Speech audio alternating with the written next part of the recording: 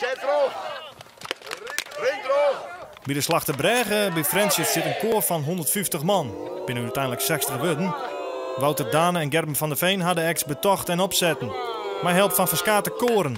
Wij gaan straks even zingen en lopen. Oh. Wij zullen de mensen even over de dik zingen. Oh. En jij bent van een koor? Ja, oude ziel. Uit de Oude Ziel? Oude ziel, ja. Hoe heet dat koor? Loof den Heer. Oh. Ja. En is er ook nog een christelijk tintje Joert of net? Nou, je hoort net, nee.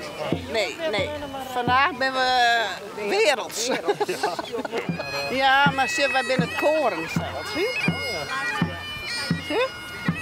Maar wat die duivel erop moet, weet ik ook niet. Ja, dat is dan weer jammer, hè? Ja.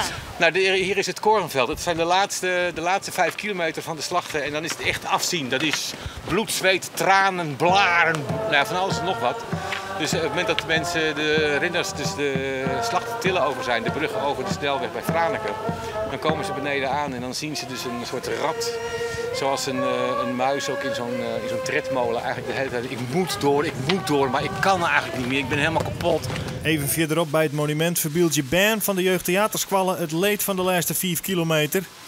Waarna in het veld de hele Friese geschiedenis die voorbij komt in de vorm van bekende personen uit de historie. Zeg maar, op het moment dat je echt helemaal uitgeput en al bijna dood bent, dan krijg je dat je hele leven zich aan je voorbij trekt.